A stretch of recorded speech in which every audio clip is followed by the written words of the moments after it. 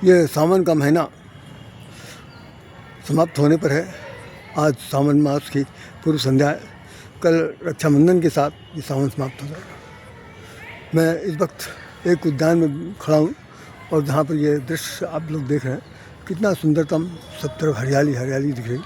और हरियाली के साथ साथ सबसे बड़ी बात यह है कि इस हरियाली में हरे हरे रहना, हरे हरितमामयी शोभा से भरपूर रहना जीवन दर्शन कराने की सबसे बड़ी ये उत्तम शोभा। यद्यपि बरसात का जो मौसम है वो अभी समाप्त नहीं होगा, क्योंकि बरसात 4 महीने का होता है और 4 महीने में 2 महीने पार हुआ आषाढ़ सावन, और उसके बाद भी 2 महीने बाकी है। झूला झूलने का भी क्रम अभी बाकी, क्योंकि भगवान कृष्ण जन्म लेंगे भादों में, तो अभी झूला पड़ेगा, राम डोल होगा और अयोध्या में झूला झूला जाएगा।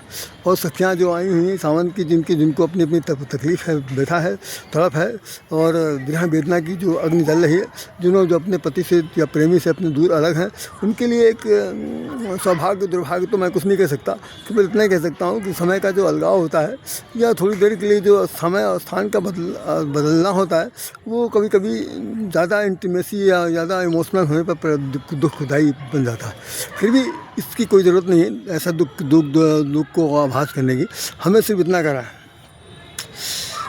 कि सावन का महीना, मन भावन का महीना, सभी पशु पक्षियों का महीना, उसमें सभी पक्षियों में जानते हैं क्या कौन है? एक खास बात बता दूं कि सावन के महीने में एक पक्षी ऐसा है जो बिल्कुल नहीं बोलता, 4 महीने तक बिल्कुल मौन रहता।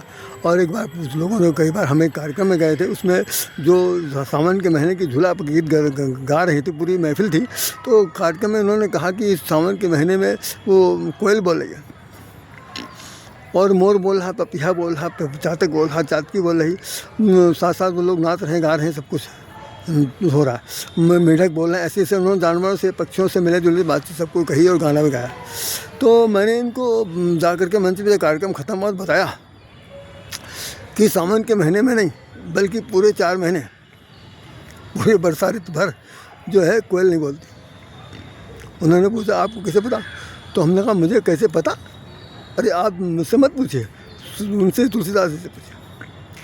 तुलसीदास जी ने लिखा है कि तुलसी पावक के पावस के समय, तुलसी पावस के समय भई कोकिला में, तुलसी पावस के समय भई कोकिला में, तुलसी पावस के समय भई कोकिला मौन, अब तो दादुर बोली हैं हमें पूछी है कौन।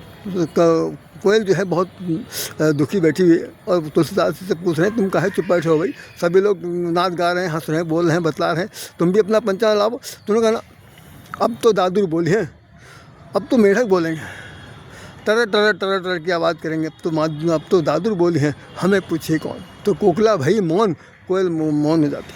तो कोयल के पंचम सुर उसका आलापे जाएंगे। अब बसंत ऋतु जब आएगा, ऋतुराज बसंत आएंगे, उनके प्रेमी आएंगे, उनके अपने प्रीतम के, अपने प्रेमी के आगमन की प्रतीक्षा में आँख बिछाने वाले लोग और लोगतियाँ, उसमें ये कोयल जो है पंचम सर बोलेगी। आज है नहीं, आज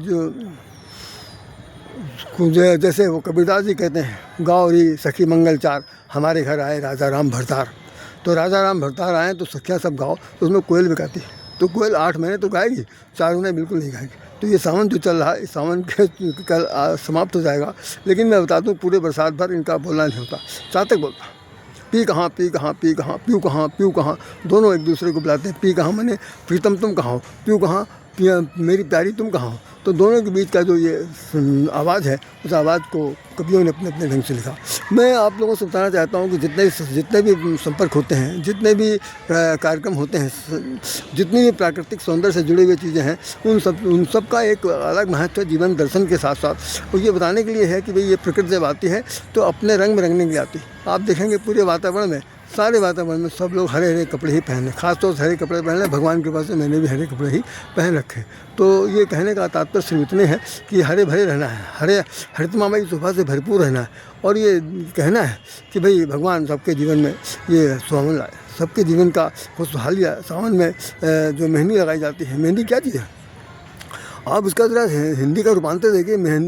है एक्चुअली मेहंदी, मही प्रति, मही मैंने धरती, धरती के से निकला हुआ धानी रंग, धरती के रंग से निकला हुआ धानी रंग जो है वो जब हाथ में जाता है, हथेली में जाता है, तो उसका रंग लाल हो जाता है। तो लाल कैसे जाता है, इसको हम आइए उनके साथ रहीमदास जी के दोहे के साथ आपको संपर्क कराते हैं। उन्होंने कहा, रहीमन प्रीत सराहिए, रहीमन प्रीत सराहिए, मिलत होय ज्यों दून, ज्यों दून मिलत होय ज्यों दून। रहीमन प्रीत सराहिए, हे रहीमदास जी कह रहे हैं कि ऐसे प्रीत की सराहना करें जो मिलते ही दुगना हो जाए। मतलब अगर 1 किलो हमारा है तो 1 किलो आपका मिलकर 2 गुना हो, 2 किलो हो जाए।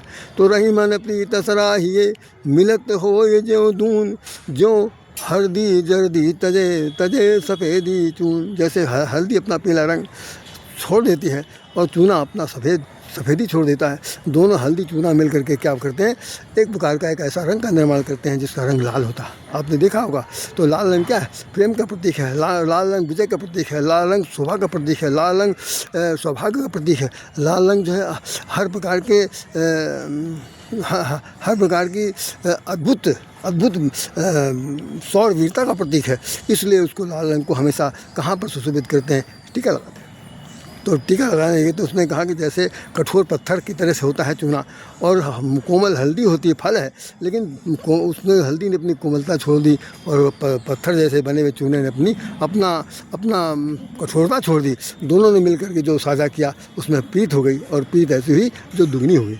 तो कह रहे हैं, रहीमन प्रीत सराहिए, मिलत होए ज्यों दून, ज्यों हल्दी जर्दी तजे, तजे सफ़ेदी चून। हम लोगों को भी अपने जीवन में कठोरता और कोमलता के बीच में इतना अच्छा सामंजस्य बना के रखना है जिससे ये लगे कि भाई ये सावन है तो हर महीना सावन है। सावन मन भावन बनाना चाहिए, और सब लोगों के अंदर प्रेम का जो ममत्व है, प्रेम की जो सरिता है, प्रेम की जो उद्गमता है, वो इस तरह होनी चाहिए जो कभी सूखने न पाए, कभी ख़त्म न होने पाए। और गोस्वामी जी ने तो यही सब लिखा है, सरिता इस तरह से बहुत सुंदर वाक्य लिखा हुआ है। ऐसा हो जाना चाहिए कि जैसे राम और सीता की जोड़ी जब हो तो उसमें प्रेम का अद्भुत है। तो सोहत सिय राम की जोरी, सोहत सिय राम की जोरी, छवि श्रृंगार मनहु एक ठौरी। छवि और श्रृंगार के रूप में भगवान राम है और छवि के रूप में जानकी जी हैं।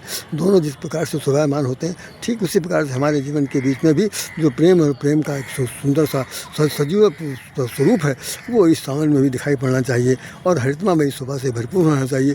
कभी किसी प्रकार को कोई दुख सुख की अनुभूति न किया जाए। भाई अलगाव नहीं हुआ है, प्रीतम से वियोग हुआ है। वियोग का पक्ष जो है कभी कभी यही तो कहा जाता है कि भाई वो एक पल जो है वो बरसों के बराबर होता है, लेकिन वास्तविकता इसकी बिल्कुल नहीं है। सच यही है कि हमें आपको समझना है कि उसमें इतनी सराबोर ना हो जाइए, इतनी डूब ना जाइए कि फिर उतराना बड़ा मुश्किल हो जाए। तो डूबिए भी, उतराइए भी, मौज भी रहिए, मौज से सबको रखिए और याद करते रहिए, याद कराते रहिए। यही हमारे जीवन का सच है। इसी सच का नाम सावन है, और सावन का मतलब मन में जो भा जाए उसी भावन को ही अपने जीवन में अंगीकार करना है।